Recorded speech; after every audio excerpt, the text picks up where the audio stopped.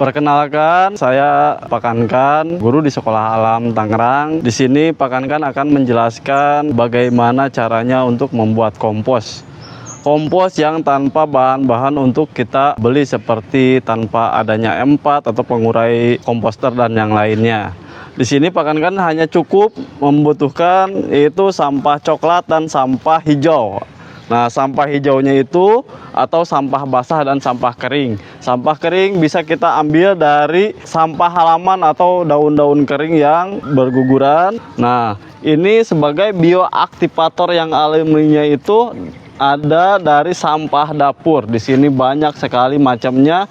Ada tulang belulang, ada kulit buah, kulit bawang dan lain sebagainya. Dan teman-teman, ini fungsinya sangat kompleks sekali untuk terisi menjadi pupuk nantinya atau menjadi kompos.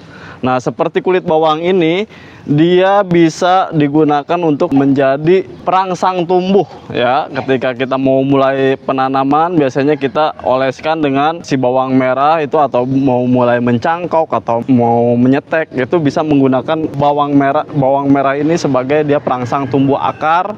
Berikut, kalau kita ke tanaman dipupukkan itu merangsang pertumbuhan cabang dan daun. Dan berikut di sini juga ada tulang belulang dan yang lainnya. Tulang belulang itu atau kulit telur itu akan menjadi sumber kalsium karbonat, dan fungsinya itu dia akan memperkuat pertumbuhan seperti memperkuat batang dan akar. Di sini udah kompleks banget cara pembuatannya. Ini dari bahan yang seperti ini dan ini. Nih, jadinya seperti ini. Nih, ini kompos yang sudah jadi.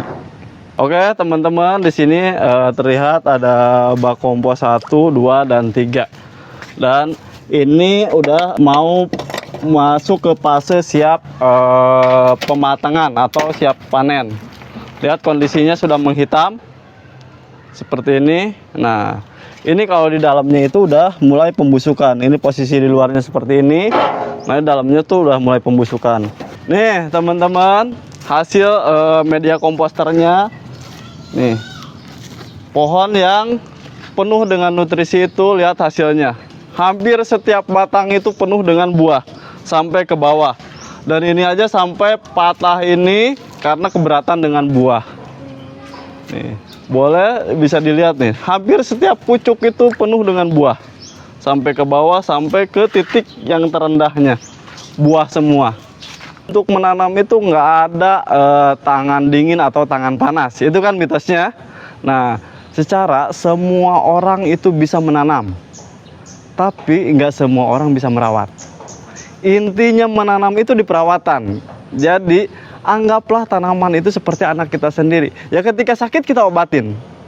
Ketika kurang makanannya kita kasih makan. Sepertinya contoh ibaratnya kompos ini buat saya bukan pupuk, tapi dia adalah seperti kita menemukan nasi. Kita gak bakalan tanda tanya lagi untuk memakannya. Nah, bedanya kompos sama pupuk kimia itu, ketika tanaman menyerap nutrisi dari pupuk kimia itu, otomatis dianya itu harus beradaptasi dulu dengan pupuknya itu. Tapi kalau dengan kompos ini, tanaman nggak perlu bertanya lagi, dia langsung udah siap santap. Nah, itulah bedanya kompos sama pupuk kimia. Jadi kompos itu adalah makanan yang siap saji untuk tanaman. Jadi semua orang bisa nanam, tapi nggak semua orang bisa merawat.